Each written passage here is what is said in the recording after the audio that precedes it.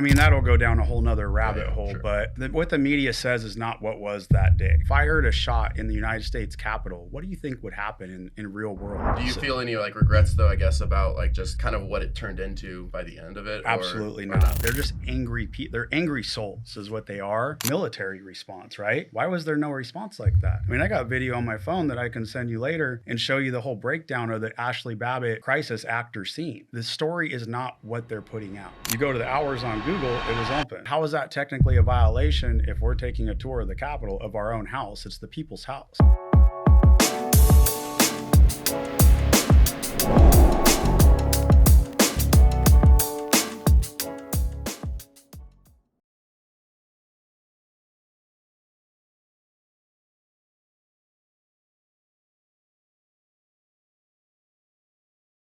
All right, episode 72, Stay Classy podcast. Let's get it. We got Jacob Lewis on the show today. Jacob, nice to have you. Thanks, brother. Appreciate it. And Jacob, quick background, is the owner of the gym brand in California, but you're also in Arizona and Florida, I learned. Yes, sir. Now, before we get into like sort of background accomplishments, I just want to start off by the elephant in the room, which is, on January 6, 2021, there was, how do we say this? An incident at the U.S. Capitol that got quite a bit of attention. And you were photographed as a part of the demonstration, shall we call it, in front of the Capitol and inside the Capitol, if I'm not mistaken. And what I wanted to ask you is, so there was a whole fallout from that. You received certain charges. You did 2 years of probation, correct? 2 years finishing up next month. On 2 years the 13th. probation finishing next month. And I feel like it'd be remiss of us to ignore like what happened that day. And I just want to ask you, like, honestly, like, when you look back on January 6th, when you look back on the events that transpired, what kind of like emotions do you feel? Like what, like about the day, about everything that happened? For some people, it's considered a very dark and tragic day. Like other people remember it differently. Like what emotions do you personally feel about January 6th? So first of all, it was it was an amazing day in American history. Like they say there was 100,000 people there. My guesstimate is there was over 2 million. So just seeing people come together and for the same cause and being able to stand up for their country and, just that whole aspect of it was really amazing. It obviously turned into something else. And if you look at it, if you listen to the mainstream media, you're going to think it was, worse than 9/11, worse than Pearl Harbor. If you listen to certain people, it was not. There was definitely agitators there. There was paid actors there. The feds were there. They were all working within. To me, I look back on it because when you go through and you push back on the system that controls the mainstream media, they turn the media on you. They literally activate the media and turn it on you. And when they do that, like a lot of stuff happens that you never would anticipate. I think there's 20 last time I checked people that received the same charge that committed suicide because January 6th yes, people? Mm-hmm, yep. Committed suicide. I know some of the officers committed suicide, right? After the fact. Yeah. The deaths that they said that day, they were not that day. There was nobody that died that day. I think maybe one person at most. That day, but it was after. That'll go down a whole nother rabbit hole, sure. But it's not what the media says is not what was that day. I mean, you can just think of like some simple concepts of if somebody fired a shot in the United States Capitol, what do you think would happen in real world? Everybody be on the floor, handcuffed, like people were walking around high-fiving cops, and just like it was not what they put it out to be, is what I'm saying. Sure. Do you feel any like regrets though, I guess, about like just kind of what it turned into by the end of it? Absolutely not. No? Okay. Nope. And the only regret that I have is, I'm old school, so I'm not used to like, putting a phone up and videotaping everything, but I wish I would have documented more. It would just hold my case and what I've been trying to tell people about the Capitol since that day. And, if you just look back, like if they're not worried about what people were going to say that were involved with January 6th, why are they cutting them off at the knees and taking away all their platforms and all their big tech, anything to do with big tech? Like, why? What's the point of that? What do you think about the prison sentences that were handed out to some of the more prominent members of the January 6th incident? I'm talking about like Joe Biggs and Enrique, what's his name? Enrique Torres? Is that the Proud Boys leader? Enrique Taro. And I know there's like a whole nother conversation about like him, but just focusing quickly on like what you think about the punishments received by some of these people. So it's funny you say that because I received a letter, a 4-page letter, unanimous letter to an address that wasn't in my name that I use for certain like mail and stuff. And like I said, there was no return address. It was typed out. I received a letter, and this was like, when was this? This was March, I believe, February or March when I received it after January 6th, so a month or two later. And in that letter, it stated that, telling me, hey, like, be prepared, basically, stay away from drugs, stay away from alcohol, do not get yourself into any dark stuff. And it also provided, it was coming from a person that said that one of their family members had committed suicide. And in the same letter, a protester. Yes, yes. Okay. And in the same two of the pages of the letter were links. And what it did is it provided the same exact situation that happened like in DC after Trump was elected and at the Capitol, at the DOJ, and so on and so forth. And basically it was saying like, here's some evidence. And if these people all got off, you should get off too. Which obviously we know they went after everybody. They turned, the U.S. Marshals to follow people and do all that type of stuff. Took people off of the FBI that were working on human trafficking cases and put them on to follow around J6ers that were, business owners or cops or firefighters or military or whatever. But in that letter, it identified out I should have brought it with me. I wish I would have thought of it. It identified all the times that happened after Trump came into the office and there was nothing done to those people. And then all of a sudden they take January 6th, Nancy Pelosi denies 20,000 National Guards from the Trump administration. The doors were open when we get there. It's a tour. People, like I said, literally high-fiving cops, telling them they love them. When I went in, there was a 75-year-old lady in front of me.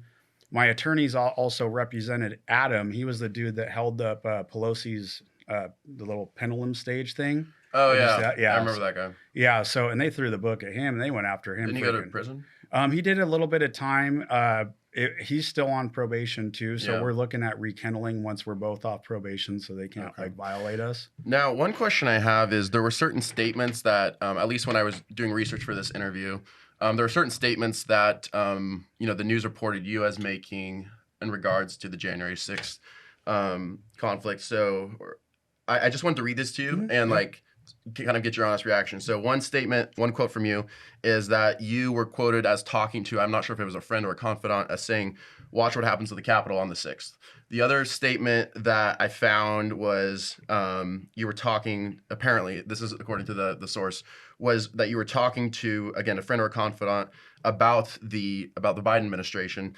And you're quoted as saying, quote, none of them are going to make it to the White House. Watch what's going to happen the next 10 days. So remember how I told you they activate the media on you?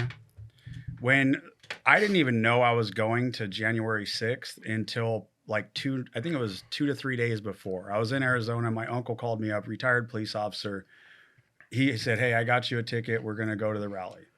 And nobody knew that anybody was going to the Capitol until Trump said, hey, let's go to the Capitol. So I didn't know. Pre-planned Yeah, thing. It was nothing pre-planned. So all that is bullshit. Okay. So did you not say those? No, okay. I did not say that. So another question I have is you made a comment earlier, and again, this is where we can agree to respectfully disagree, but you made a comment about the agitators on the side of January 6th. Now, I was doing a little bit of research into this about the Antifa January 6th, quote-unquote agitators. A lot of people who were protesting at the Capitol actually, on that day, actually came out and said, look, this was not, we don't want anybody to take credibility for this. This was Trump supporters. We did this. We take pride in this. It was not Antifa. The FBI was looking into this theory about Antifa, saying that there was no indication that Antifa was involved. To date, no one who has been charged in the attack appears to have any connection to the anti-fascist movement. So obviously not everyone agrees with, the assessment that you have. So I just want to give you some space to absolutely. respond. And not everybody was there. Mm-hmm. That's something where I talk from experience and what I seen and what I witnessed it.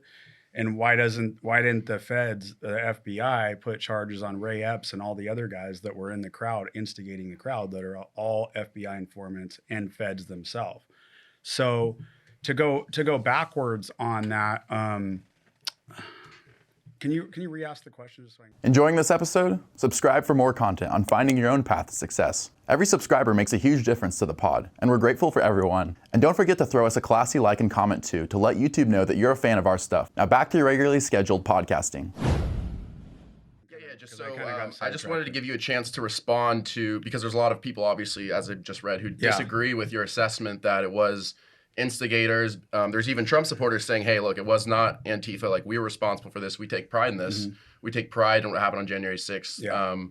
Like, we're the ones responsible. Like, don't blame it on anybody else. But what I'm hearing from you is that this notion of, well, actually, there were people in the crowd who were planted there to cause disruption, to cause violence, to cause chaos. So on the way to the Capitol, it takes about 45 minutes to an hour to walk from like the Monument, White House area to the Capitol. The whole, all the streets were full of people.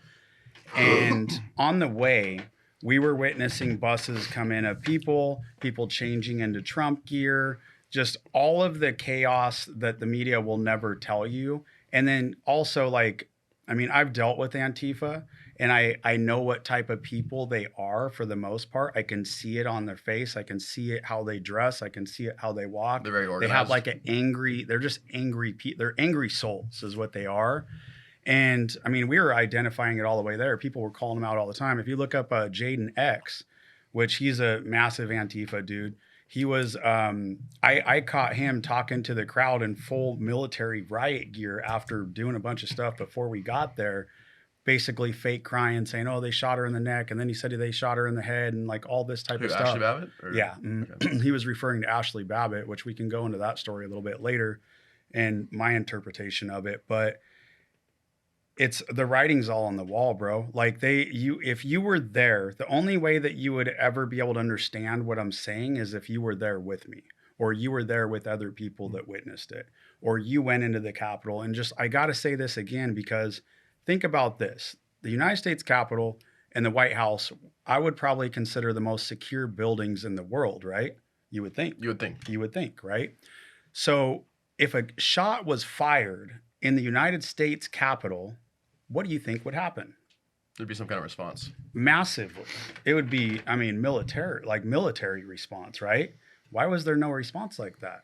I got a video on my phone that I can send you later and show you the whole breakdown of the Ashley Babbitt crisis actor scene. The story is not what they're putting out. Yeah, so that is something I was going to ask about, because this is something I don't know the answer to. So there was initially reports about the administration, the then administration, not mobilizing the National Guard, not mobilizing security around the Capitol. I honestly don't know the truth to that, whether it was the Trump administration not mobilizing security in time, or whether there was like some other reason why this was allowed to continue for so long, because I think everyone was shocked, like on either side, by how long the incident lasted. And so the fact is that it lasted for a considerable amount of time before there was that effective immediate response to clear out the Capitol. And I honestly don't know like why it took so long. The Capitol was never cleared, bro. Everybody, it was a revolving door. People, and like what I tell people, I got arrested, obviously, but if I were arrested, there should be tens of thousands of arrests, because I took the tour. Tens of thousands of people took the tour. And basically, they just waited till it bled out, and then everybody went, and then they got some people there. They didn't. But it was never ending. It was literally, you go in this way, you go through the whole Capitol, and you come out the other side, and that's all it was. This idea that if Pelosi or any of the other House Democrats had, been discovered by the protesters, that there would have been violence. What do you make of that? Do you believe there would have been a confrontation? If they would have... I know it's speculation, but... Dude, it was outside of like the paid agitators, it was such a peaceful crowd. You can go, I remember people like telling people, hey, that's a Fed, like calling them out in the crowds, right? Everybody was like identifying what was going on. And again, I'm going to go backwards, and, they want to blame the Trump administration for not having the military there. Look who's responsible for that. Who's in charge of the Capitol at the time? Nancy Pelosi. I mean, I've done a HBO documentary with her daughter, so I got a little like in Really? yeah, and it's like she straight up told me. I asked her, I said, "What was it like growing up with somebody like your mom in that context?" And she told me, she's like, "Honestly, it's like a cult, and if you're not in it, then you're not part of them." And anyways, to go not to get sidetracked on that, but to go backwards. 20,000 National Guard were offered by the Trump administration. Nancy Pelosi denied it. Why is that? You're going to have, close to a couple million people or whatever it is there, and the White House is locked down and the Capitol's not. Look who controls the Capitol. It's Nancy Pelosi. Don't even get me going on her insider trading and everything else. She's one of the most corrupt people in the country. And that's number 3. The third most powerful person in our country is the Speaker of the House, then VP, then president. So it's funny to hear that because and I know the media pushes out there, but that's not true. One question I wanted to ask you is, this is more of a conceptual issue, but in terms of, I feel like people who marched on the Capitol on January 6th, some of them had the same reasons, some of them had different reasons for doing what they did. You personally, you can't speak for everyone, but you personally, what inspired you to go to the Capitol? So first of all, I mean, that's the first time I ever went to DC. So, Okay. And then when hearing everybody speak and hey, we're gonna go over to the Capitol. Well, sure, that's what I'm here for, right? Mm-hmm. And also knowing how the Constitution works, and if you really want to get down to the nitty gritty, if you read the original documents of this country, the people can physically remove invalid leaders from any position. And you felt that was that's in the back of my head, of Yeah. course. And then I start getting closer and I'm like, what the hell's going on? This is a freaking organized show. We're just going in and then if you look at you were surprised. Well, yeah, I was really surprised, but then I wasn't surprised because I knew how much bullshit was going on. So of course I'm going to want to see, I'm going to okay, I need to see what's going on. Doors open, people are going in, let's go. Let's see what's going on. That's what it was. That's just what it ended up being as a tour. They had red ropes lined up. They literally just guided people through like cattle, and then they went through and picked them off after that. Yeah. So you do not believe that there was any intent by the protesters to cause harm to anyone at the Capitol? Why, if there was, then why wasn't the building destroyed? There was agitators that broke some glass that were, fake window. Come on, this is the United States Capitol, bro. This is one of the most secure buildings in the world. And then on the other end, if you look at the hours of operation, because you can go in and, well, now you can't because it's all gated up, which is another story I'll go into when I went into sentencing. But you can go into the Capitol at any time during business hours and take a tour, look at the statue. Yeah, exactly. So you're familiar. And if you look at that day, you go to the hours on Google, it was open. So how is that technically a violation if we're taking a tour of the Capitol of our own house? It's the people's house. Now, one question I wanted to ask you too was for when you initially got charged. So were you arrested? When were you arrested exactly? I want to say it was a couple weeks later. I don't remember the exact Was date. it when you were back here? Yeah. Okay. And were you totally surprised, or did you kind of know it was coming? I had a feeling they were going to come talk to me, and when they came and talked to me, I talked to them at my house, and they had a piece of paper that they're reading all the agendas off, the agenda marks off. Are you a Proud Boy? Are you a white supremacist? Are you this? All the same shit that the media pushes all day to divide people. That's exactly what they were doing. And I literally answered to him. I said, how do you feel about yourself right now? And they're like, what are you talking about? I said, there's people out raping, looting, doing all kinds of stuff. And you're at my house because I took a tour of the Capitol. And I told them, yeah, I went in. So what? It's our building. Did they arrest you on the spot or afterwards? No, they came back again a week later with a warrant for my phone. And luckily for me, a lot of the people at the time that were getting arrested, they were straight, FBI was straight hitting their house with flashbangs, kicking doors in, breaking windows, doing all that. Luckily for me, I have a very good relationship with the local sheriffs in our area because we've always supported them. You know, we help them with their events. We get them equipment, do whatever we can. We're very supportive of of all law enforcement, but besides the FBI and CIA and all those jokes. But anyways, yeah, I mean, they didn't do that to me. So they came with San Bernardino County sheriffs early in the morning, and the sheriff told me, he said, hey bro, because the dude went to my gym, and he said, hey bro, just so you know, we came early so that you can get out tonight. And we came with them so that there's no, none of that, what I just mentioned. Yeah. When you were originally arrested, you're facing charges.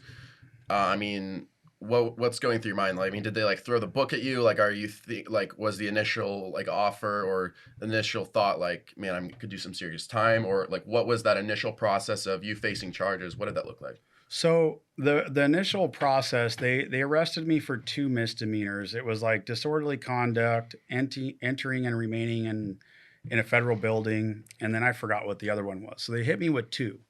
And after January 6th, they pushed a bill in after January 6th. So if something's not a law the day that you committed the crime, they can't just go make a new law. What was the law? It was, well, this is what it was. They added 2 more to me: picketing and parading in the Capitol. And then the other one was like entering and remaining, something in the federal building or something like that. 2 new charges, which one of those charges is the plea bargain that I took. So the charge that I have was not a law on January 6th. The one you took the plea bargain to? Yeah, the one that I took a plea bargain for, which was a misdemeanor, that was not a law on January 6th. So tell me how that works. So initially, did they say like, hey, like you're like, because there's obviously plea negotiations. So did they come at you and say, hey, we're gonna hit you over the head, like you're doing serious time, like, or from the beginning, were you like, how concerned were you, like for your own future? Yeah. So honestly, for me, like I've always been the type, if you know if what you're doing is right, you're never going to be in the wrong. Sure, they can throw everything at you. They can hit you with all the fees. They can put you through the media and do all that stuff. And I'm not saying I came unscathed from this. Luckily, I grew up really rough and I have thick skin, so it helped me get through it. But when they turn the international media on you as a domestic terrorist and enact, I mean, that's a whole nother one too, but enact the Patriot Act on you that came from 9/11 that now they're using on American citizens for touring the Capitol, it gets pretty crazy, bro. Like you name it, they're in your phones, they go after your spouse, they go after people around you. Like I'm having to put systems in my house because there are people trying to kill my dog, Molotov cocktail in the gyms, automatic pellet guns shooting up all the windows in front of the gyms. You know, it's crazy. It gets really crazy. And a lot of that stuff's all Antifa triggered people, but they also activate the people that are emotional, and they have them so emotionally bound up that, hey, this guy's a bad guy, this guy's a traitor. Basically, they can't get me fired, so cancel his business. And that's what it comes down to. So to answer your question, yeah, it was a shit show. It was tough. But in the back of my head, I always knew that there was nothing wrong with what I did. So, and I mean, it's coming out more and more now. And, you know, in the next coming year or so, it's really gonna come to fruition. Like you're seeing people get charges reversed and everything that's going there. And with that, I am working with people, and I will be leading the largest civil rights violation class action lawsuit in American history. And it's going to be on the United States government, and all the players in between, Pelosi, all them will be tagged in the lawsuit. Did you subscribe yet? If you like our content, it's the easiest way to support the pod. Hit the subscribe button on the bottom right and keep it classy. I want to talk about the lawsuit in a second because that's interesting. But one thing I wanted to circle back to real quick, and not to beat a dead horse, but you talk about as I told you before this interview, there'd be some general pushback. So you talk about the tour of the Capitol. Now it is true though that some police officers, some people there were hurt, and unfortunately, I think Officer Brian Sicknick passed away as a result of his injuries. So I mean, in terms of that, and the people who were hurt and like sort of the violence, like you said you don't really have any regrets about the way things transpired, but is that kind of a source of regret you think for you and many other people who participated? So since you brought up Sicknick, there was video released of the interior of the Capitol the day that they said he was hit with a fire. The time that they said he was hit with a fire extinguisher in the Capitol, walking with people around the interior of the Capitol. If you really look up the facts on Sicknick, and it's a shame because they took him and used him as a political ploy. He did not die at the Capitol. He died days later of a natural brain aneurysm. He was not hit in the head. There's a couple guys that committed suicide, what's that mean? Like, did they do something, or were they part of something? Did they see something? Were they saying something? For some people, it's probably a pretty traumatic day. Yeah, well, it wasn't. It wasn't, bro. It really wasn't. Dude, I'm telling you, like, I mean, if you consider high-fiving people and people chilling and walking through and telling them they love them and all that stuff a traumatic day, then they probably shouldn't have that job. Do you think the footage of people getting, attacked and beaten in conflict, do you think that was all staged or what? So, what's your opinion on that footage? From what I saw, coming into the Capitol, mind you, like the attack when Trump told us to leave, or when we said we're going to go over there, whatever the statement was, mind you, it takes at least 45 minutes to an hour to walk that distance. I got to the Capitol at 3:07, so Trump told us to take off around 2 o'clock. Let's call it, right? On the way to the Capitol, when you can see it, there was a big show going on. They were throwing flashbangs in the air. Like, if you know what a flashbang is, why the heck are you going to throw it in the air? That's so that the distance crowd could see it. My opinion on all that stuff, they orchestrated. They got their movie scene going. They got all the agitators. Yeah, sure, some people probably got thrown in it, getting hyped up, all that stuff. But the whole crowd didn't leave until Trump said, let's go. So they weren't even there yet when that was going on. Then we come in, walk into it, walk through the Capitol, turn around, leave, and then it's an insurrection. You're an insurrectionist. You're a domestic terrorist. So on. I wanted to ask you about that. So, like, when I'm sure it still happens. Like, correct me if I'm wrong, but like when you go through your daily life, you know, you run a business, you know, you're doing your thing. When people come up to you, and I don't know if this happens or not, but if people come up to you and call you terrorist, traitor, insurrectionist, I mean, like, oh, they'll never do it to your. They won't do it to your face nowadays. But do you get that? Like, like it's actually. I'm just curious. Like, yeah. No, it's actually pretty interesting because yes, there was that, especially online and all that type of stuff. Most people aren't going to say shit to your face because they're cowards and they have an opinion and they think that their opinion matters. But if you fast forward to today, it's the exact opposite. Because of all the COVID stuff too, like I put my ass on the line. I put everything that I've ever built on the line to be able to stand up for society. And now people are seeing that. Like, it's funny now, like just this last January 6th, I took my wife out to dinner and I had the whole crowd, the younger crowd of waiters and waitresses came up and they told me, they said, hey, we just want to tell you happy Insurrection Day. And they all shook my hand and said, thank you. So there's a lot of stuff. So they were making fun of you, or they were actually no, they were saying, like, because they know it's bullshit. Like, for the majority of the people, if you're not stuck on Fox News, CNN, and all these bullshit organizations that are controlled by 6 corporations that all funnels down to one at the end of the day, you have more of an insight on what's going on. Now, if you watch that stuff all day long, you're going to think what they want you to think. Does that make sense? Yeah. Now, I'm wondering if you don't mind asking about the COVID stuff now. Yeah, absolutely.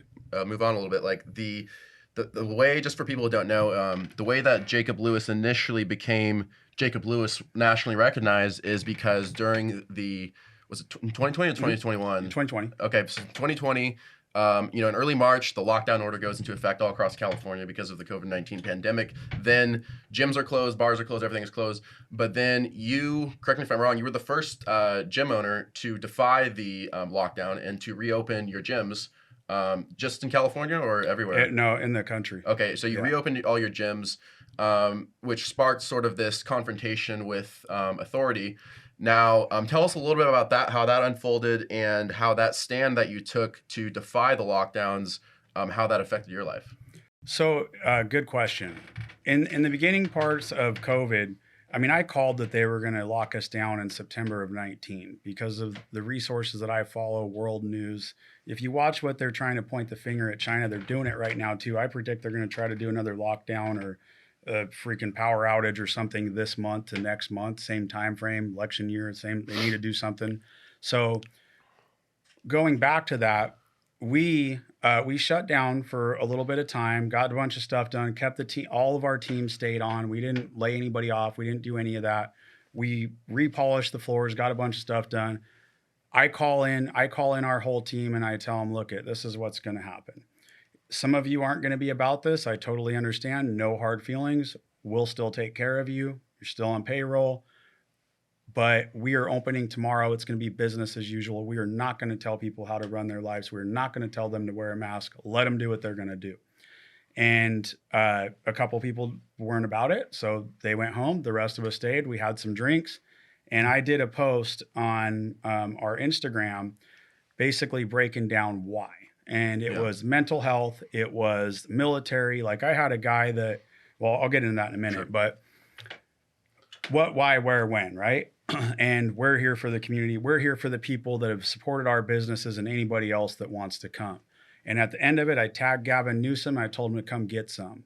And that went freaking way bigger. Viral? Yeah, it was just fire. Obviously, you got to Did you anticipate that or not at all? Not really. No, I didn't Mm. really like think of it like that because like at that point, like I'm like, you're not going to tell me that I can't serve the people that have supported our people forever. And this is like, this is no, this is not going to work. This is not going to happen here. I honestly thought that they were going to censor me even more and Yeah. try to hide it underneath the rug.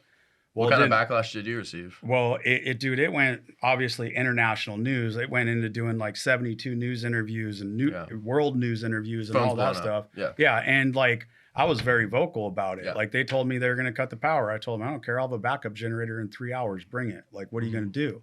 And, with that being very loud and outspoken, it brought in a lot of support and it also brought in a lot of chaos. And that's when they like activated Antifa on us and, you know, all the chaos started going there. And especially like on the online world, like your phone's ringing all the time, ringing throughout the night. I don't know whatever they do, they call you, they use AI, they use all that stuff to pretty much put like bot accounts on you and do all that.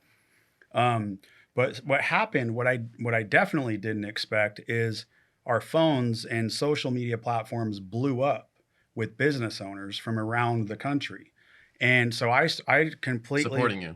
well, Right. asking us what we're doing. Okay. They need help. So what I did is I completely transitioned from doing anything with the gym to taking phone calls, because we had our attorneys do a waiver. Hey, if you want to work out, all we ask is that you sign this waiver, right? Passing out our waivers, people calling like, what are you doing? Well, we stood with the Constitution and just be there for your people and run it. And I would coach them all exactly the same way. Pray to God that your governor comes at you with everything that they got, because at the end of all this, it's not going to be easy. But at the end of all this, your civil rights and everybody else's civil rights are going to be so violated that you will own their ass. And there's only one governor that did it with one guy, Ian Smith out of Jersey. He's the only one that went full bore on him, you know, went after his accounts, all that stuff. They sent in 4 sheriffs that I've never met before. And they came in, and big dudes too. Seemed like they're like 7 foot tall. And they came in and I was like, what's up guys? And they're like, hey, we need to talk to you. Can we go in your office? And I said, yeah, sure. Come on in. So we sit down. They're like, well, we're here to ask you to shut down. And I said, well, you said that correctly. You asked correctly. You're here to ask. You can't make me. I'm not going to. And as you know, we all have the Constitution that equally applies to all of us. And I respect your job. I don't so much respect what you're doing right now because you're pushing somebody else's agenda. But I said, you can do me a favor. I said, take this message back to your boss. Tell him to take it to his boss until it gets to his boss, until it gets to his boss, until it gets to Newsom. Tell him I said to suck my fucking dick. And they like sat back and they're like, well, maybe we'll come back. We'll come back in a week and see how this is going. I said, do me a favor. Don't waste your time. Don't waste my time. Don't waste taxpayers' dollar, because the answer is going to be the same. And if you want this place closed, it's going to need to be bulldozed, just straight up. Never heard from him again after that. And I showed him. That was the some only stuff. response from authorities. Well, there was a couple more. Oh, there's more. But so at that point, I took my phone and I threw over some messages that I had from a vet. The guy's wife just committed suicide. His dog died. He saw one of my news interviews when I was, pushing back really hard. He's told me that literally, like, your news interview saved my life. I was going to blow my head off within the next 2 minutes. I had my gun ready. It was over for me. When I saw that you were pushing back and the gym was open, he came to the gym every day from, I don't remember where he's from, somewhere down here somewhere. And he was going all the way up to Victorville every day and just working out, because the mental health kept him straightened back out with all the, the stuff that he had going on. But then the next one was code enforcement came in, and she was like shaking. Like, you could tell she didn't want to be there. She's like, here, like, I just have to give you this. I said, don't worry, it's fine. Like, I'll take it, but we're not doing anything, just so you know. You could take this back if you want. So then shortly after, Newsom and his attorney sent us a cease and desist letter. So, and I had a phrase that ended up on TMZ the next day, because when everybody's coming and attacking you, like, I'm a counterpuncher. My girl's on, fighting people on social media. Like, we got people helping us. Like, the world's coming at you, right? And there was this one chick specifically that like kept saying she's a nurse. And at the time, we have, I think, 5 or 6 hospitals in our area, population of about 450,000 people. Yeah. There was 5 cases in all the hospitals total. And you're telling me you want us to shut down, but Costco and Walmart and all these places, these big corporations, can stay open and herd people like cattle and put them in lines? Like, no. So anyways, we, I told her at the time, because I kept like hitting her with facts, and then she just kept saying, I'm a nurse this, I'm a nurse that. So finally I was like, the only thing you nurse is these nuts. And it switched from my page over to the gym page because there was so much coming in. So then TMZ got a hold of it. And I hate nurses in the middle of a pandemic because, you know, they do their little twists on it and put it out there. So I made a t-shirt out of it, and I changed it to @GavinNewsom, the only thing you nurse is these nuts. And it was like an Instagram post. And we Did sold that out. shirt blow up? Oh yeah, we sold out of them. So when Newsom sent us the cease and desist letters, we sent him back a copy of the Constitution, a picture of me flipping him off, and a copy of the shirt. Never heard from him. We put That was class it, action. as far Yeah. as like authority Well, response. they don't and have enforcement. nowhere to go. It's all recommendations. And when you know the Constitution, they can't do anything about it. It's a recommendation. They can't make you close your business. They can't tell you to stay home. It's not a communist country yet. Now, if we were a communist country, yeah, you have to wear a red shirt and a purple hat and stay home and do this. But this is not a communist country yet. We're close. We're getting there. If it keeps going the way it's going, we're going to be screwed. Hey, want- can I just ask one quick question? So that's rough that they made you guys shut down. That's I agree that wasn't right. Did you get a chance to take care of any of the PPP stuff or the ERTC or any of that stuff afterwards to So- try and help make some of that up? I'm just curious. Yeah, so we got some of the PPP because we did keep all of our staff on. I think we were closed like, I don't even want to say because I don't remember, 4 to 6 weeks is what we closed in the first Well, no part. one thought it was going to last as long as it did. Yeah, exactly. And another thing is, if you look at like what the Trump administration was doing, they put a reopen America plan, right? I mean, California, obviously, we're woke as hell, so it's different than other states. It's worse here and worse. New York and California got hit the hardest on all the lockdown orders and all that stuff. But to answer your question, yes, we got some of the PPP for the beginning stages of when we had it. We didn't lay anybody off. We kept everybody on full payroll. Yeah. One question I wanted to ask, or did you have another? I was going to say. Well, I was just going to say there's the ERTC afterwards, which you can still get. And so if you had employees during that time, I think the government will pay something like $28,000 per employee that you kept on payroll through COVID. I haven't looked into that. Yeah, So it's a great program. Okay. Yeah, you should check that out. You might be able to recoup some of that. thank you. Appreciate it. Wanted to ask you. So obviously, COVID was just straight up like a very emotional time for a lot of people. Emotions were high, not just because there was fear of COVID itself, running rampant through the world, really, but also the fact is like the shutdowns, as you talk about, exacerbated mental health. Like, you had people who were, suicide rates went up. Someone can fact check me on that. I believe that's true. That during COVID, That's right. suicide rates went up. But mental health was a huge problem for a lot of people. I mean, hey, like as a journalist having to work from home, it was rough too. Like for you, it affected your business very directly. So for a lot of people, COVID was an extremely emotional and difficult time. And I'm just curious, like with how high emotions were and how invested people were in this issue. Like for you to get that phone call, or was it a phone call from that gentleman who said that you saved his life essentially from it started from social media. And Yeah, then from it turned social into media. a phone call. And for stories like that, do you feel like you like sort of validated by like looking back like at the people that you believe you helped and the people whose lives you changed? Absolutely. And it's not me, it's my team. And God put me in a position to be able to have influence at that time. I'm just some dude from the high desert, bro. Like I born and raised in the high desert. I grew up extremely Victorville, poor. Yeah, Victorville, Apple Valley, Hesperia area. So like it's not they try to villainize you and put you up on this whatever you want to call it, a pedestal of being this person. But at the end of the day, I'm just about the people. I know how it works, and I know that we all need to stick together. And if there's anybody that wants to stick with me on issues like COVID, then I'm going to be there for them. That's just how it is. Yeah. And you're extremely right about the mental health issues. That's what the biggest part of this was. If you think about it, if you look at governments all through history, what do? They create fear, they create division. And if you can do that, what happens? The mind gets screwed up. All of a sudden, you can't go see your grandma if you listen to what they tell you. All of a sudden, your kids don't go to school and they're taught to wear a mask and don't talk to people, stay 6 feet away, be scared, be scared, be scared. The desocialization of society is what that was all about. Division, divide us. They don't want us all together. They don't want us to know. They don't want everybody to know what's going on. They want us to fight each other, because if we fight each other, we're not paying attention to what they're doing on the back end of everything. When I say they, It's the global bankers. It's the politicians. All the politicians are just puppets. It goes way beyond that. So Like left and right, or what are you talking I mean, just all of it. I mean, that even, Republican, Democrat, that's a division. Like there shouldn't even be like, they're a uni party, and you can see it on both sides of the table from Republicans. I mean, look at Mitch McConnell. He's a piece of shit. Look at all, like they're just all together on the same cause, but they make it look like they're fighting for us, and they're not. They're not. We need to get normal people in. Look at the average age of people that are in politics that are pushing these bills to lock us down and do all this bullshit. These people are done.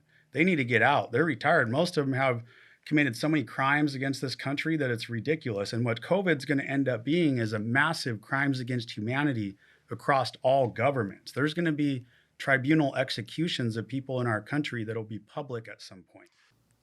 Hey there, classy viewers. Thanks for listening to our podcast. We're dedicated to providing you with quality content that inspires and brightens your day. But keeping it classy can be expensive. If you enjoy our content, we're asking for your support for the podcast using the donation link in the description below.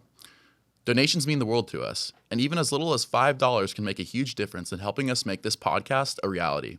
Plus, donors are added to our shortlist to be the first to receive exclusive offers on merch, extra content, and even chances to appear on the pod.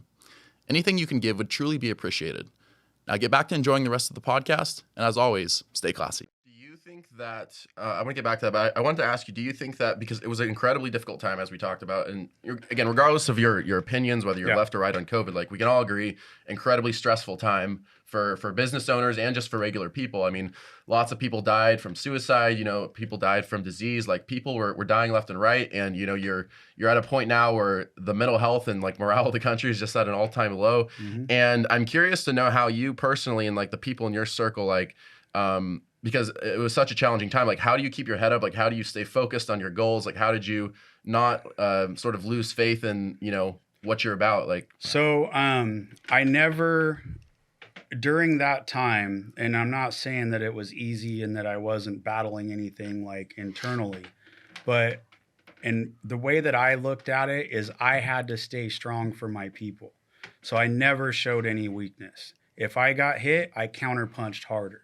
If they came at me with some bullshit, hit them with a lawsuit, do whatever I could. It didn't go anywhere because we're in California. I gathered up a bunch of business owners and we filed class actions on Newsom. I helped Sarah run for governor. She didn't make it, obviously, all that stuff. But I was in all out war mode. And the only explanation that I have for you is God was using me to do something that he needed me to do. And that's the only way I could put it because looking back on it, man, like at the time I was just like all out, let's go. Yeah, you were focused on the here and now. Yeah, exactly. And the only way that it could be that everything fell in like it did is that I was being pushed and, do this, because you're running at an extremely high adrenaline rate. For 3 years, my adrenaline was complete war mode. You go from COVID and all that stuff into the Capitol, then it just on massive repeat again. The whole cycle just repeated after, it going through the media that I'm an insurrectionist. And then they lie on stuff. They say they said the gym owner that defied COVID arrested for felonies and firearms and all kinds of different narratives out there, right? So that they could trigger society and get the people to think that, because they already think that those news outlets are telling the truth and they don't have an agenda, which they all do. But that's my best explanation, bro, is like God was just pushing me through to whatever I needed to do. I feel like I'd be remiss if I didn't address one comment that you made, which was, I don't want to just take a minute to address this. Like, so you mentioned you feel like there's the possibility of future, I think you said tribunal executions. Mm-hmm. And I think, I'd be remiss if I didn't ask you, like, what do you mean by that? Like, so are you familiar with the Tribunal Court? Do you know what that is? Explain. I have an idea, but for viewers, like, explain. So we have state level courts, we have federal courts. All of them are corrupt. All of them are controlled by a foreign corporation that was pushed into this country in the late 1800s. And when that happened is our court systems are controlled by them, our medical system and all that other stuff. And how can I say this? Answer or repeat the question. I just wanted to know what you meant by the tribunal. Oh, tribunal. So let me go backwards in time. Guantanamo Bay. Do you know what that is? Yes. Okay. So Guantanamo Bay during the Obama administration, it was getting like basically cutting funding. It was getting dilapidated, so on and so forth. if you do research on during the first 4 years of the Trump administration, it's 4 times larger than it was. There's way more funding going to it. For Guantanamo Bay. Yep. There's what's considered to be one of the largest courthouses in the world there now that has been built. And our federal court system, just like I was telling you earlier, the judge that I had was the dude that was like let Sussman off. Sussman was a big part of like the Russian hoax and all that stuff with the Clintons and all that. And he threw the book at me and let him off. So the federal court, that's just an example, just a personal example that I had. But the federal court is corrupt. I mean, look at what they're doing right now, like through like Trump administration. You look at what they're doing with Steve Bannon and all those guys that are just media guys that they're slapping charges on them, United States citizens, all that. So what's going to happen is when society is awake enough, it's going to go, these people are going to go get tried in a military court. That's the highest court in the world, is the military tribunal court. Do you see a future where the military like seizes power over the government? So you want to go down that road? Because I can give you some examples on that. If you look, okay, so Trump signed the Insurrection. Give us the summary, yeah. Yeah, Trump signed the Insurrection Act on November 3rd, the election. So what happens when the Insurrection Act is signed? It activates the Marines and the National Guard. The Marines and the National Guard are activated in our country right now. What if you look at like why is Trump still rolling around with military protection, presidential barricade, like all the Secret Service, all that stuff? Why is that still going on? Why did he not show up to the inauguration? Why did he fly out on Air Force One and Joe Biden flew in on a private jet? And then he went and they held a military ceremony for him? To keep it short, what I believe is going on, and again, like I have, a lot of people that I know that I deal with and that were in high positions that dealt with a lot of stuff. And my opinion on this is that there's top military officials, most of what like people don't know who they are because the positions they hold in our military, recruited Trump a long time ago to run this play, going all the way back to executing Kennedy. That's when a lot of this stuff started.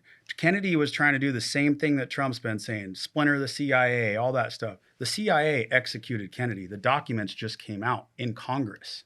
So there's a lot of stuff there. Let's do a podcast episode about that. Yeah, seriously. Yeah, you seriously should.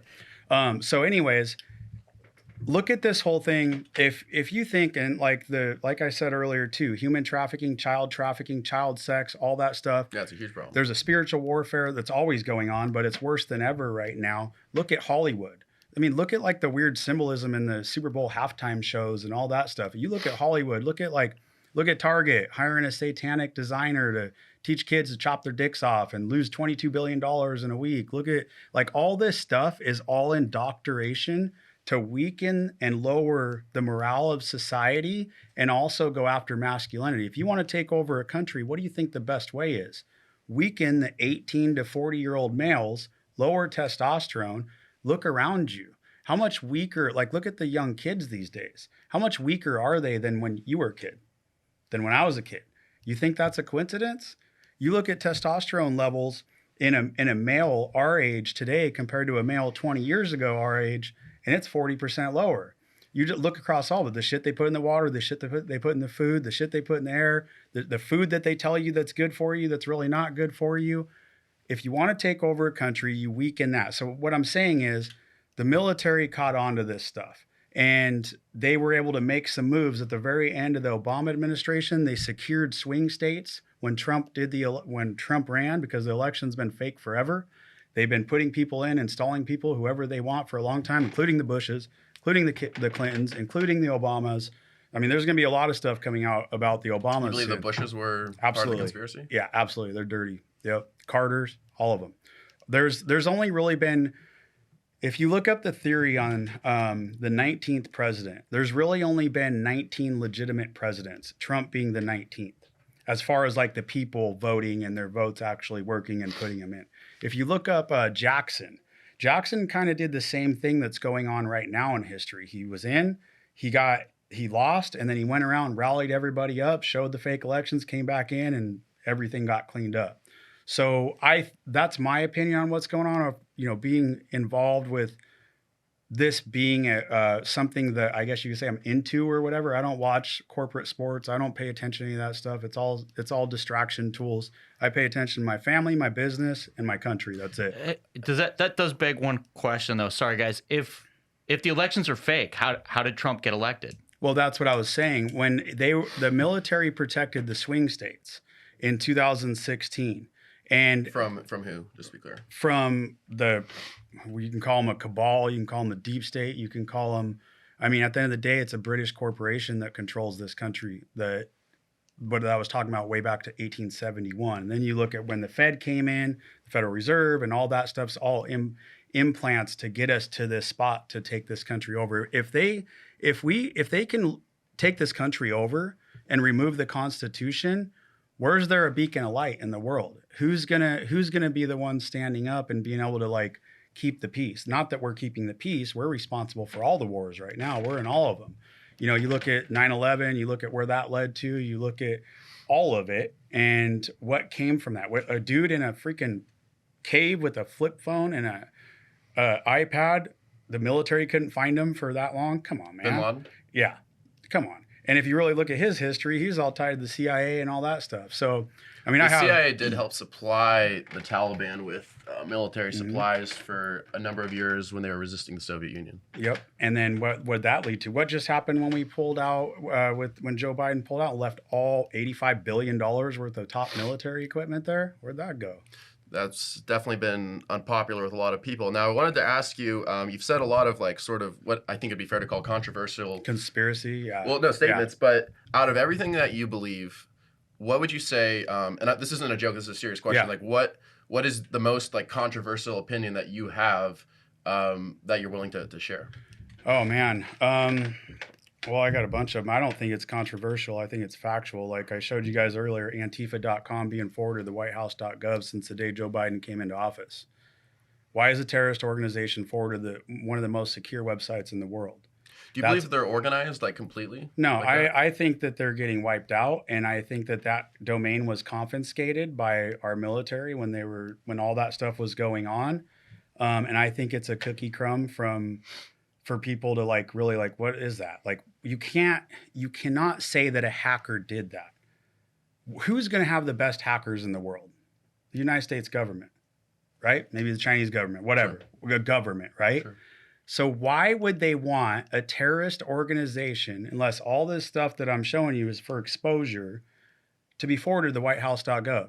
One of the most influential websites in the world. You got to think about that for a minute. They would be down like that if it was not set up to push a message across. The other one, what got me into all this stuff, I graduated high school in 2001.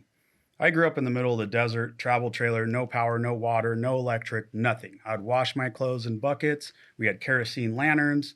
I would walk the long way to school so nobody would see where I came from. So I didn't have TV. I didn't have documentaries. We didn't have, especially back then, there was no internet. But long story short, after I graduated that summer of 2001, and my plan was because I didn't know what I was going to do, my plan was to go into the military and then become a cop, because I had a couple uncles that were cops and they had a good life and I didn't, and that's what you do, right? So anyways, that summer, I started watching documentaries, and one of them was controlled demolitions on skyscrapers. So I watched this, and I grew up in junkyards and stuff, so I see, how mass works, and a street bike hits a tanker truck or whatever, right? And I watched this documentary, and then fast forward later in the summer, September, 9/11. I come out, and my uncles, police officers, Navy SEAL, all that stuff, they're sitting there watching the first tower fall. And I looked at it, and I just saw this, this controlled demolition documentary, and I sit there, and I'm like, that's a controlled demolition. Like, just knowing the little bit that I knew about skyscrapers, and especially the Twin Towers, the beams in that building are freaking for these houses. You know what I mean? They're massive. A tin plane hitting the top of it is not going to knock it straight to the ground. 2 of them? No. That was an inside job. And check this out. Who do you think was responsible? Sorry to interrupt. The same fuckers that are doing COVID, the same fuckers that are setting up January 6th, the same people that are rigging elections. Deep state. It goes all the way back to central banks and all that stuff. So deep state, whatever you want to call them. The politicians are just puppets. It's way beyond that. And it goes back to like 3 or 4 families. You got the Rothschilds, the Rockefellers, the Choi family, and all them that are doing this up here. They're the richest families in the world that control most of the assets and banks and Wall Street and all the other stuff. BlackRock. So 9/11, a terrorist attack, right? Osama bin Laden, terrorist attack. Get the people, just like they did with COVID, scared, fear, get them all divided, all that stuff. Knock the towers down. Bad terrorists did this. All right, guys, we need to go get this bad terrorist. We need to go to war. And we also need, we need to put this bill in, the Patriot Act. Look up the Patriot Act. You used to be able to, controversial. Yeah, you used to be able to walk through airports. What came from the Patriot Act? TSA and Homeland Security, right? Just two of the things. You fast forward from 2001 to 2021, January 6th, the Patriot Act is now being used on United States citizens. Dude, anybody that flew with me, myself, we would get 4 S's on our ticket. We would get the terrorist treatment every time we flew, anywhere we went. Packages that were coming out of the country, we'd get them 6 months later with Homeland Security tape wrapped around them. I swear to you, they go in your phones, they do all the shit, they fuck with you. But the Patriot Act that they set up from 9/11, and if you look up Snowden, you look up Assange and all the stuff that they exposed, a big part of it was the Patriot Act. It's a massive constitutional civil rights violation. Yeah, a lot of people agree with you on that. Yeah, one. exactly. And I was in the middle. I've experienced the Patriot Act on all aspects because I'm a domestic terrorist. So again, inside job on 9/11, you can never tell me. And the videos are just released on the Pentagon. It was a missile that hit it. Where are the plane parts? Where's everything at? If a plane hit it, where are the plane parts? They just released all the video. And that's another thing too, you got to be careful of, because AI and CGI and all that stuff's been out a lot longer than they put it out to be. Yeah. They've had it for a long time. You got to think how advanced our military and other militaries are, and data that's stolen and given other stuff and all that. So well, we could talk about 9/11 for quite a while. I mean, a lot of people agree with you on that one, but I did want to ask you, I thought we'd be, again, remiss if we didn't address like the most, probably in my opinion, the biggest accomplishment of your career, which has been building one of the largest gym brands, I think it's safe to say on the West Coast, if not the country, in the gym. So tell us a little bit in the few minutes we have left, just sort of the inspiration and then how you transformed that inspiration into reality when you originally started the brand. Absolutely. So I lost everything. I got in a really bad accident in 2007, and I was in the mortgage industry. 2008, we know what happened, the mortgage crash, all that stuff. So by the time I was able to go back to work, the banks were closed pretty much. And so I told myself at that time, the next business that I get into is going to have residual income. And I want it to be able to make a difference in people's lives, because if you can help people be better, the byproduct is money. And that's, you're taking care of each other, right? Like, it's not like you're setting up a bar and everybody's getting all shit-faced drunk and crashing and doing whatever. A bar doesn't do good in a local community or to the community. It'll do good, but it doesn't do good for the community, right? A gym, on the other hand, mental health and being able to help people with your body is a sports car. If you had a Ferrari, how good are you going to take care of it? You're going to take care of it, right? Yeah. Our body is a sports car. So if you're not taking care of your body, your mind's going to get fucked up. And when your mind gets fucked up, that's when it's easier to stay numb to stuff and not pay attention to what's really going on, not care about people, just be a non-playable character. So long story short, we got into the gym business. We bought a failing gym up in the high desert, me and my partner. We started it together. We started as a World Gym.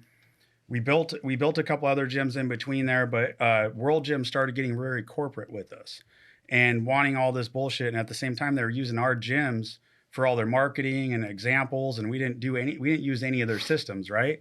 So when they started getting corporate with us, long story short, they came at us with, we're going to charge you $40,000 more a month, but we're going to show you how to make more money. And I was like, dude, you're going to show me how to you're going to charge me $40,000 more a month, and you're going to show me how to make money, but you've never showed me how to make any money. You're using our stuff as examples. So I told them to piss off and negotiate out of some contracts. My partner and I came up with the logo, the brand, trademarked it, and George and Rick, which own PB, which they're OGs in the fitness industry, they were World Gyms too. So we thought, what better than to team up with some OGs that have the same outlook on us and have the same mission. Same values, so we yeah. came down here and met with Rick and George, and we sat down and we asked them, what are they going to do about World Gym? They said, well, we're not going to stay if this stuff continues. So I was like, well, why don't we go in on a brand together? We already have it.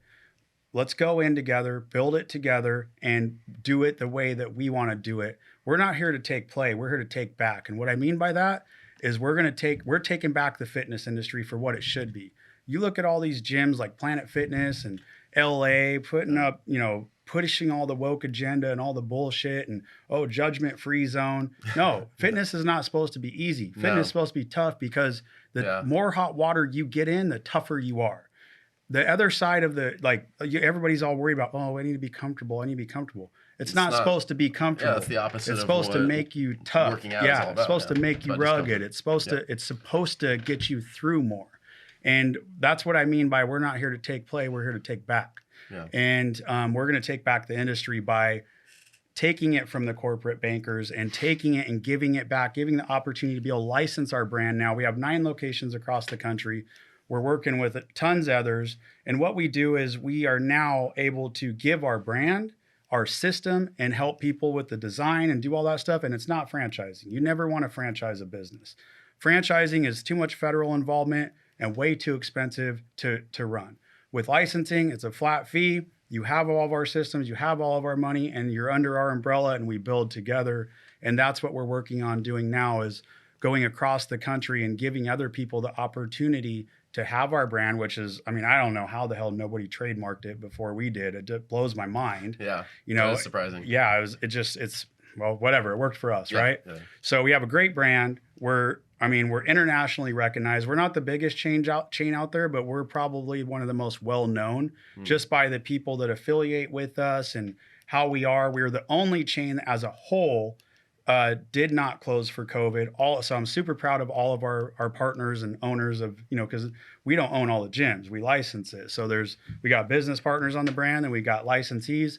Everybody took a stand, and they're doing better than ever. So imagine that. And I wanted to ask you, you mentioned something really interesting. You talked about, Planet Fitness. I like to call it Pizza Planet. But, but sort of these other gyms where there's this sort of mentality of everything has to be comfortable and very structured and judgment-free zone. But almost to the point where it seems like it's pushing against the fabric of reality and the fabric of what makes working out, which is, discomfort and growth and pushing past your pain, pushing past your failure and overcoming adversity and becoming the best version of yourself. Yep. So how do you sort of instill those values and that message into your brand?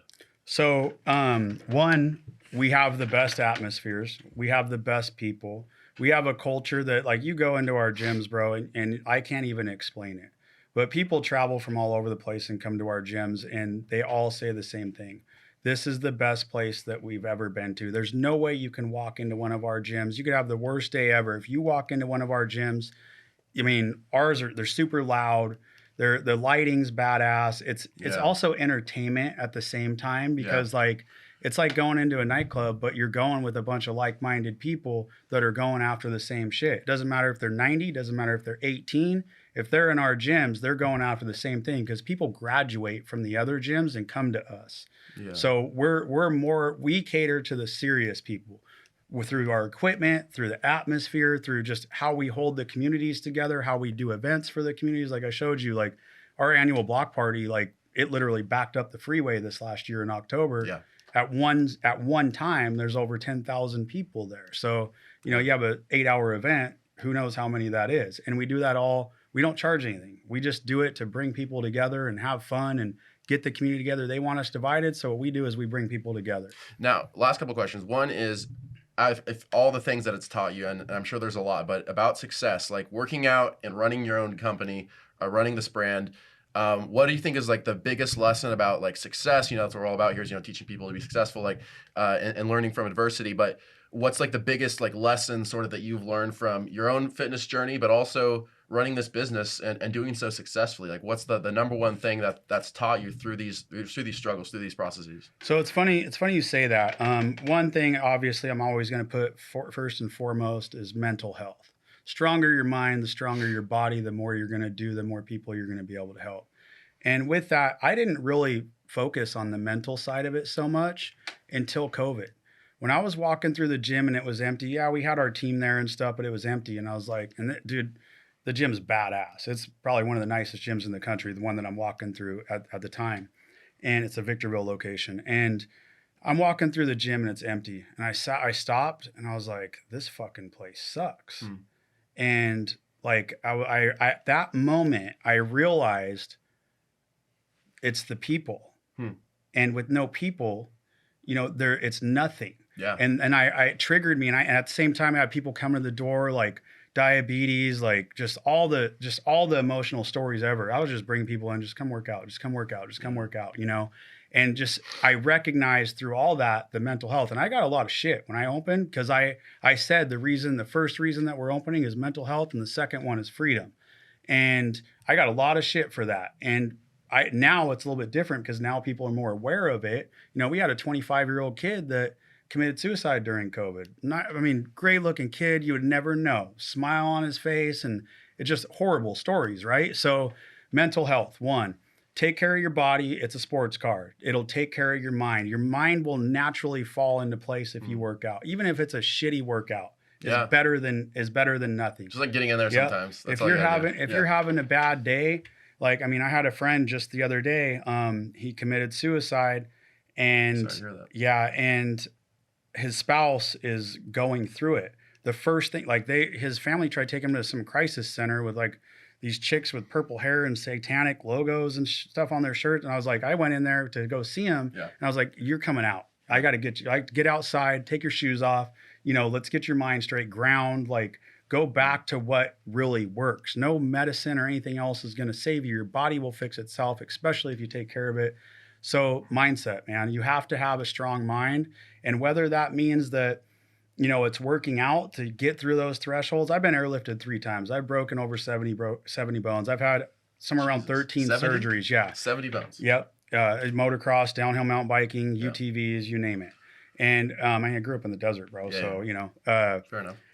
Riding motocross, all that stuff. And I didn't start working out until after my second airlift. And the doctor told me, because I had 4 knee surgeries, he told me that I'd have to have a knee replacement by the time I'm 32. And I was like, that doesn't sound right. I started working out. I hired a coach, a trainer in the gym, and they taught me how to properly squat and move. And like, I went from not being able to jump, not being able to run to, I don't have a knee replacement today. Yeah. So your body will fix itself, but we got to take care of it. Like, pay attention to what we're doing. I really challenge everybody to take a really hard look at the carnivore diet. It's game changing. And if you look at like isn't Jordan Peterson's daughter a big proponent of that? And he is too. Peterson. It saved his life. Yeah. Both of my uncles, both of them had major health issues, gone after like 45 days of just staying straight on, good source meat, stuff like that. Be very careful with buying stuff from these corporate grocery stores. I use Force of Nature for my meats. They're out of the Mideast back there. But I really challenge everybody. The system tells us beef is bad and eggs are bad and all this. You should probably take a look at them when they're telling you Lucky Charms are healthy. You know what I mean? Like, don't listen to that shit. If they're pointing you at one way, the system, the media, whatever the hell, don't look at that. Go this way. Look into holistic doctors. They have way more education than these doctors that are trained by big pharma. So go yeah. So that's would be the biggest thing right there. But as far as the business goes, don't be afraid. Everybody has it all fucked up. They think they need to cater to everybody. You don't. And you do not if they're going to be in business with you. You want like-minded people to be going in the same direction as you. It's like if you're going to marry somebody. Are you going to marry somebody that you agree nothing with? Absolutely not. So don't be afraid to identify and build together with like-minded people, whether it's gym members, whether it's business partners, whether it's team members. And when you build like that, like, it's awesome to see, like, from when we started, because we threw everything we had into it and investors' money and everything else. Like, I was on the comeback from losing everything when we got into the gyms, and we got a investment from an amazing guy, Doug Wass, up in the high desert. He's rest his soul now. He's passed away, but he's done amazing things. And he got us started with an investment that we still pay his family trust. And it was like-minded people coming together. So whatever it is, I'm not telling you to change your beliefs to be what mine are. Yeah. But whatever it is, if you're building with somebody that's like-minded, and if you're going to go far, you need to go with someone. You know, you look at a lot of the big successful companies, they all have a partner, and they're like-minded, but they're usually different. Sure. You know, like Ace Rogers, we were down at his office. And you look at him and Praz, his business partner, Ace Rogers is the wild card. He's more like me. Praz is super put together, he's a machine. But they're like-minded, but they're completely different. So you need different personalities. And I would say, like, you know, with all the division, business partners are good if you find the right ones. If you get with the wrong people for the wrong reasons, then you're going to fail. So don't be afraid to do stuff together. Go places together. Stay together. Get people together. I don't have any brothers or sisters or anything, so maybe that's why I'm the way that I am. I love bringing people together. I love being with people. I love developing people. I mean, that's all I do is I coach people all day long, and that's how I built what I did, is through a period of networking. And even if it's something small, like, oh, I got a buddy at the Ford dealership, you're buying a new car. Here, I'll tell him to take care of you. You get a deal. He gets, you know, he feeds his family, and you just do that over and over and over. Then all of a sudden you start building businesses with people. And, you know, there's no way that I should be, not that I'm on the top of the food chain in any way, but we built a badass business that's going down in the history books, and it's not over yet, you know? And the last question I have for you as we close is, like, on that note, like, in terms of, I often ask people this question, like, in terms of like legacy and like sort of what you want your legacy as a business owner to be, as a man, you know, despite, you know, the controversy stuff, like, irregardless of that, like, but just as a business owner and as an entrepreneur and as a leader in the fitness industry, like, what do you really want your legacy to look like when it's all said and done? Bringing strength to the people. And I don't mean that just as on a fitness side. I mean that on the mindset side, and being able to, like, show people that they can do whatever the fuck they want. As long as they don't listen to the naysayers, as long as they keep their mind strong, you can go anywhere. Keep a picture of where you want to be 5 years, 10 years, whatever. And, you know, just to kind of go with that example, not that this was a big deal, but, you know, growing up really poor, I graduated high school. I went in working a bunch of different jobs, you know, moved down to my aunt's house, got a bunch of stuff going. And I told myself, because I experienced my graduation, I didn't have anything. It sucked, whatever. And I have a cousin that lives in Huntington that he is 6 years younger than me. He's my little brother. He's my cousin, but he's my little brother. And I told myself at that time, after I graduated, I said, by the time he graduates, I want to have a badass house. I want to have all the toys. I want to be able to bring all his friends up, have a good time. And that's all I worked towards. Yeah. Like, not knowing what I was doing. That was the vision. That's all I worked towards. Then all of a sudden, one day, 5 or 6 years later, whatever it was, I had a badass custom house. I had all the toys. All of him and his friends were up there enjoying after their graduation. I was like, holy shit. All That'd I be did, an emotional moment for you. Yeah, absolutely. I had like I was by myself too, and I was like, holy shit. All I did is keep that in my mind and go towards it. So, like, when I tell you we're going to be the biggest gym change in America, it's going to fucking happen. And you're going to see it, and we're going to take back the industry. And with that, instead of a Planet Fitness going somewhere, you're going to have the gym somewhere. And you put a 15-year-old in my gym for 3 months, and you put a 15-year-old in Planet Fitness for 3 months, and watch how they come out. Yeah, man. That's strength right there. That's how you fucking happen. build America, and that's how you make strong men. They want men weak.